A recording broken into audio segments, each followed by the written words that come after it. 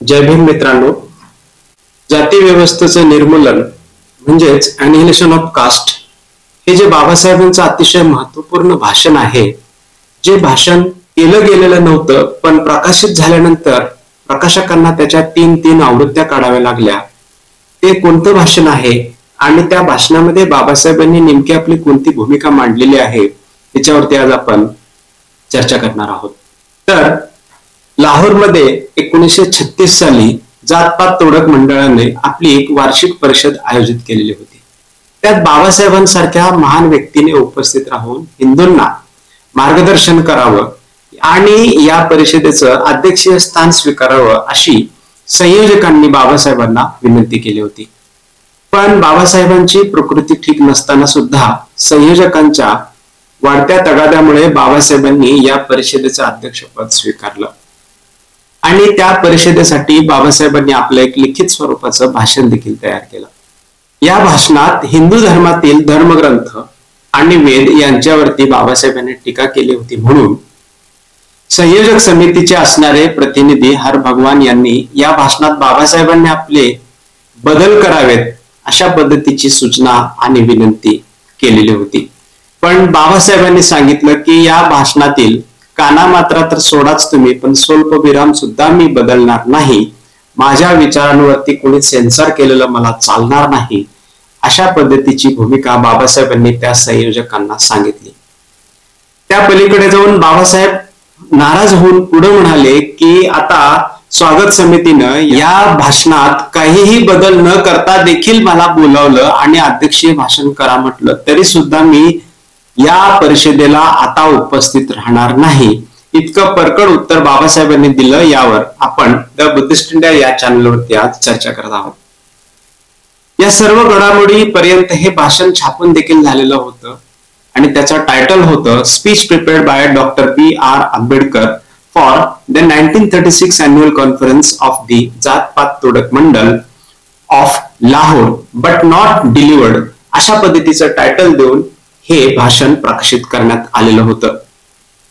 या पुस्तकाच्या प्रती इतक्या लवकर संपल्या मित्रांनो की लगेचच दुसरी आवृत्ती काढावी लागली आणि महात्मा गांधींनी या भाषणासंदर्भात आपल्या ज्या काही प्रतिक्रिया दिलेल्या होत्या त्या प्रतिक्रियांचा बाबासाहेबांनी इथं चांगलाच समाचार घेतलेला आहे आणि 11 कलमांची उत्तरं या गांधींच्या समीक्षापर चर्चेला या पुस्तकाच्या माध्यमातून बाबासाहेबांनी दिलेल्या आहेत. तिसरी आवृत्ती 1945 ला काढण्यात आली, जी की या दुसऱ्या आवृत्तीची फक्त एक रिप्रिंट म्हणून होती. पण या सर्व गोष्टी ज्या आहेत मित्रांनो त्या सर्व इंग्रजीमध्ये होत्या आणि त्यामुळे 2012 ला महाराष्ट्र शासनाने या लेखनाला किंवा या पुस्तकाला 75 वर्ष पूर्ण होण्याच्या निमित्ताने मराठी आवृत्ती काढण्याचा निश्चय केलेला होता. तर या भाषणात नेमकं असं काय बाबासाहेबांनी म्हटलंय तर भारतातील जाती व्यवस्था आणि तिचा व्यवहार कशा पद्धतीने चालतो या गोष्टीवरती अभ्यासपूर्ण मांडणी जी बाबासाहेबांनी केली तितक्या खोलवर जाऊन आजपर्यंत कोणीही केलेली नसावी असं प्रकाशकांचं म्हणणं आहे आणि ते वास्तव आम्हाला माहित देखील आहे. बाबासाहेब म्हणतात की जगात जी विषमता आहे आणि भारतात जी विषमता आहे त्याच्यामध्ये जमीन आसमानचा फरक आहे. भारतातील विषमतेला पावित्र्याची जोड दिलेली आहे, धार्मिक पावित्र्याची जोड आहे, म्हणजे विषमता पाळणं हे पवित्र आहे आणि त्या गोष्टीला धर्माचा दुजोरा आहे. असं एकीकडं असताना दुसरं असं आहे की विषमता ही जन्मजात व दैवी आहे असं देखील सांगितलं गेलेलं आहे. त्यामुळं या व्यवस्थेमध्ये बदल होणं शक्य नाही. केवळ समता प्रस्थापित करून, सहभोजन करून किंवा अगदी आंतरजातीय विवाह करून सुद्धा या समाजात असणारी विषमता ही नष्ट होणार नाही. जोपर्यंत या विषमतेला धार्मिक ग्रंथाचा आधार आहे तोपर्यंत ही परिस्थिती काही बदलणार नाही. आपल्याकडे बरेच समाज सुधारक आहेत ज्यांना वेद आपल्या प्राणापेक्षा जास्त प्रिय आहेत आणि परंपरा मात्र त्यांना सोडायची नाही. अशा प्रकारचे स्फोटक मते बाबासाहेबांनी आपल्या या अॅनिहिलेशन ऑफ कास्टच्या भाषणामध्ये लिहिलेली होती. खर तर ही परिषद भरवणारी जी मंडळी होती त्यात आर्य समाजाची मंडळी होती आणि पारंपरिक पद्धतीत बघितलं तर स्त्रिया व शूद्रांना वेद पठणाचा किंवा पूजा अर्चेचा कसलाही अधिकार नव्हता. तो अधिकार मिळावा म्हणून या आर्य समाजातल्या समाज सुधारकांची धडपड चालू होती. ही गोष्ट जरी स्वागतार्ह असली तरी बाबासाहेबांना या गोष्टीतले विसंगत मुद्दे जे आहेत ते माहीत होते. म्हणजे एकीकडे पाहिलं तर वेदांमध्ये शूद्र आणि स्त्रियांसोबत भेदभाव करणारे नियम बंधनकारक आहेत, परंतु आर्य समाजाची मंडळी असं म्हणत होती की वेदातील विषमतेवर असलेल्या बाबींकडे थोडस दुर्लक्ष करूया आणि दुसरीकडं वेद हे कोण्या मनुष्य प्राण्यांनी निर्माण केलेले नसून ते अपौरुषे आहेत म्हणून त्यांना पवित्र मानायचा पावित्र्य देखील या आर्य समाजाच्या लोकांनी घेतलेला होता. अशा प्रकारची विसंगती जी आहे ती बाबासाहेबांनी उघडी केलेली होती. ही बाब वेदांना प्रमाण मांडण्यासाठी झटत असलेल्या आर्य लोकांना मात्र काही पचनी पडलेली नव्हती. या नियोजित परिषदेपूर्वी बाबासाहेबांनी नुकतंच एक घोषणा केलेली होती आणि बाबासाहेबांनी भाषणात असं जाहीर केलं होतं की हिंदूंसमोर जे काही मी आज बोलणार आहे कदाचित हे माझं शेवटचं भाषण असणार आहे हिंदूंसमोरचं. येवल्यात नाशिकला बाबासाहेबांनी घोषणा देखील केलेली होती की मी हिंदू म्हणून जरी जन्मलो असलो तरी हिंदू म्हणून मरणार नाही. ही ऐतिहासिक घोषणा संपूर्ण देशभर दुमदुमलेली होती बंधूंनो, आणि त्यामुळेच जातपात तोडक मंडळ ज्यांची परिषद लाहोरमध्ये भरवण्यात आलेली होती त्या मंडळाच्या परिषदेत बाबासाहेब धर्मांतराची घोषणा करतील की काय अशा पद्धतीची भीती या मंडळींना वाटत होती. म्हणून बाबासाहेबांचं या भाषणातील एक एक वाक्य त्यांना जसं काही दूध फुंकून प्यावं त्याप्रमाणे तपासून घ्यायचं होतं. कारण बाबासाहेबांनी जर इतक्या मोठ्या मॉब समोर धर्मांतराची घोषणा केली तर आपली अडचण होईल हे त्या लोकांना जाणवत होतं. या सर्व बाबींचा विचार करून बाबासाहेब आपल्या भाषणात काही बदल करू शकतात का अशी विनंती करण्यात आलेली होती बाबासाहेबांना. पण बाबासाहेब कोणाला काय वाटेल यापेक्षा भारतीय समाजाच्या हिताचं काय आहे हे शोधण्यासाठी आपली बुद्धी आणि ताकद खर्च करणारे बाबासाहेब होते.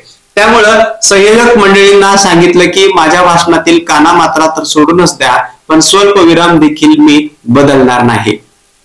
मित्रांनो, आजकाल तुम्हाला माहित आहे की समाजाच्या आयत्या स्टेजवरती जायला मिळण्यासाठी झटणारे लोक भरपूर दिसतात, पण खरोखरच त्यांना बाबासाहेबांसारखं प्रमाण म्हणून आपण नेता म्हणून स्वीकारणं योग्य आहे की अयोग्य आहे याच्यावरती जरूर विचार झाला पाहिजे. कारण समाजाचे सेवक आणि समाजाचे सुधारक याच्यामध्ये जमीन आसमानचा फरक असतो बंधूंनो. समाजसेवक जे असतात ते समाज ज्या दिशेने चाललेला आहे ती दिशा योग्य आहे की अयोग्य आहे या गोष्टीची तपासणी न करता ज्या दिशेने समाज चाललेला आहे त्या समाजाच्या दिशेकडे जाण्याचा अशा पद्धतीच्या समाजसेवकांचा ओढा असतो. पण समाजसेवक हे या गोष्टीचा विचार करत नाहीत की समाजाचं हित होणार आहे की अहित होणार आहे. पण समाज सुधारक जे असतात, समाजाचे खरे नेते जे असतात ते विचार असं करतात की मी समाजाचं हित करत असताना अख्खा समाज देखील माझ्या विरोधात गेला तरी मला त्याची पर्वा नाही, अशी भूमिका जी घेतात ते खऱ्या अर्थाने समाज सुधारक आणि बाबासाहेबांसारखे नेते तुम्हाला दिसतात. बाबासाहेबांच्या धर्मांतराच्या वेळेला देखील बाबासाहेबांसभोवताली असणारे शेड्यूल कास्ट फेडरेशनची जी काही नेते मंडळी होती त्या लोकांनी बाबासाहेबांच्या धर्मांतर सोहळ्याला एक प्रकारचा विरोध केलेला होता आणि पेपरमध्ये अशा पद्धतीची बातमी देण्याची देखील हे प्रयत्न करत होते की आम्ही बाबासाहेबांच्या या धर्मांतराच्या सोहळ्यामध्ये उपस्थित राहणार नाही आहोत. या लोकांना या गोष्टीची काळजी होती की 1952 आता जी काही सार्वत्रिक निवडणूक होणार आहे त्या निवडणुकीमध्ये आम्ही जर बाबासाहेबांसोबत धर्मांतर केलो तर आमचं आरक्षण जाऊ शकतं, अशा पद्धतीची धोक्याची घंटा या लोकांच्या मनामध्ये जी वाजत होती त्यामुळेच या लोकांनी अशा पद्धतीची भूमिका घेतली.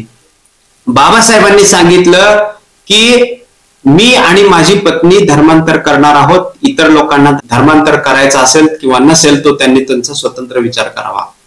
पण बाबासाहेबांनी याही पुढे जाऊन सांगितलं मित्रांनो की तुम्हाला बौद्ध म्हणून धर्मांतरित झाल्यानंतर तुमचं जे काही आरक्षण जाणार आहे ते पुन्हा मिळवून देण्याचा कागद माझ्या कोटाच्या खिशामध्ये आहे आणि कुणीही धर्मांतर केल्यानंतर तुमचं आरक्षण जाणार आहे अशा पद्धतीची भीती बाळगू नये हे स्पष्ट मत बाबासाहेबांनी धर्मांतराच्या वेळेला बोलून दाखवलेलं होतं. म्हणून बाबासाहेब हे समाजसेवक नसून बाबासाहेब हे समाज सुधारक होते आणि बाबासाहेबांच्या सभोवताली जी काही मंडळी होती ती बाबासाहेबांची दृष्टी कदाचितच जाणून घेणारी असावी. फक्त अस्पृश्यांचेच नव्हे तर सबंध भारतीयांचे हे सरसेनाने आहेत आणि त्यामुळं बाबासाहेबांना एका विशिष्ट पद्धतीच्या समाजाचा नेता म्हणणं ही बाबासाहेबांच्या विचाराची उंची कुठेतरी छाटल्यासारखी होईल. द बुद्धिस्ट इंडिया या चॅनलवरती आपण अॅनिलेशन ऑफ कास्ट संदर्भात जी सिरीज चालू केलेली आहे त्याचा हा दुसरा व्हिडिओ आहे मित्रांनो. माझी कळकळीची विनंती असेल की द बुद्धिस्ट इंडिया या चॅनलवरती जर तुम्ही पहिल्यांदा व्हिडिओ पाहत असाल तर अशाच पद्धतीचे व्हिडिओज प्रकाशित झाल्यानंतर नोटिफिकेशनच्या माध्यमातून तुम्हाला सर्वप्रथम दिसण्यासाठी कृपा करून खाली सबस्क्राईब नावाचं बटन दिसतं त्याला कृपा करून प्रेस करावं. शेजारचं बेल आयकॉन देखील ऑलला सेट करून ठेवावं. भेटूया मित्रांनो पुढच्या व्हिडिओमध्ये अॅनिलेशन ऑफ कास्ट मध्ये बाबासाहेबांनी नेमकं काय म्हटलेलं आहे त्या संदर्भात चर्चा करण्यासाठी. थांबतो बंधू हो. जय भीम, जय बौद्ध राष्ट्र.